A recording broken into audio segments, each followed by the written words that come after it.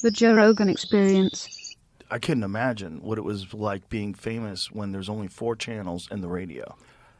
The Olympics, 2.5, 2.6 billion people watching live. Wow. So I went from Lionel Richie to Lionel Richie all night long. The end of my name became All Night Long. Lionel Richie all night long. Hey, that's Lionel Richie all night long. Every country in the world, I became Lionel Richie all night long. Wow.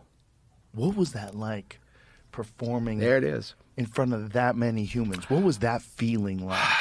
Was it different than a regular performance? Joe, it felt like a regular performance, but I had never in my life had the world watching. So I rehearsed it. We did it, not realizing it was the world, literally the world watching.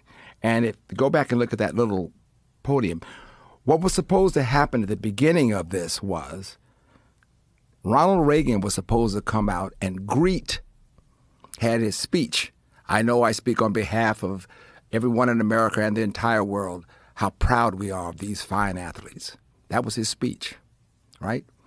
Because that night there were death threats, they decided it's too risky to have him on the field.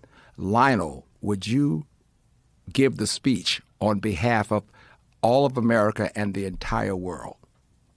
Stop me where I am. Oh, my God. So before I started singing, I had to make my speech. I know how proud we are here in America and around the world of these fine athletes. And now we're going to sing all night long. But I had to give this thing. Wow. And I told him, I said, that was the proud moment after I came off stage.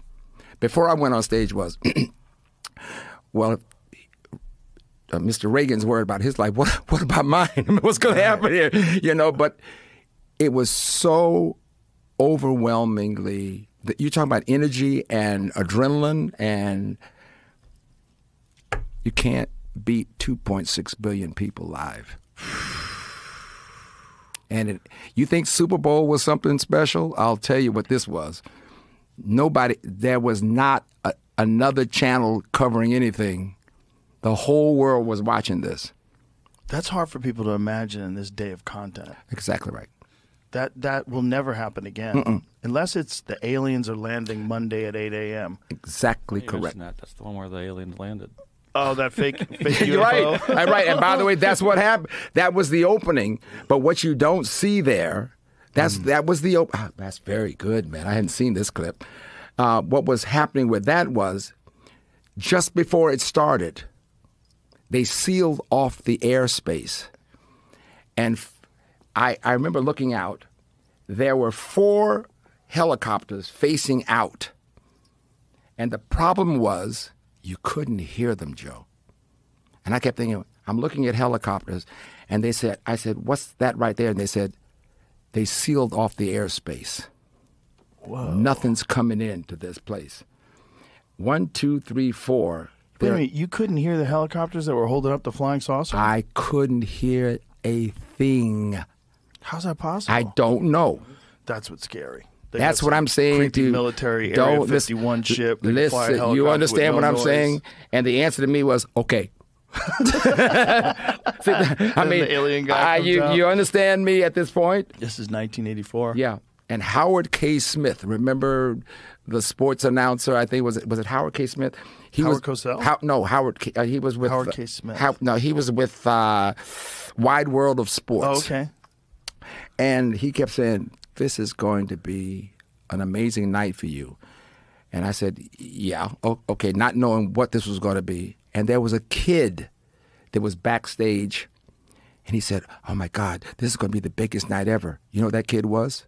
Cuba Gooding Jr. Wow. He was one of the dancers. Wow. And from that moment on, I kept thinking, what's going to happen? I said, here's what I want you to do. They're not looking at me. Your parents are looking for you. So get a signal. Give them something where you wave your hand so they'll know that that's you. But the truth of that was one of those interesting moments in time where the world was watching and there was no other way to happen. I woke up the next morning, drove down the street. I could be 5 cars back from the traffic light. And somebody passed me and go, "Hey, Lionel Richie, all night long." Lionel Richie, all night long. Hey, it's Lionel Richie, all night long. Oh, God, what just happened? Did you get your windows tinted? I got everything tinted, babe. I was wearing tints. What you talking about?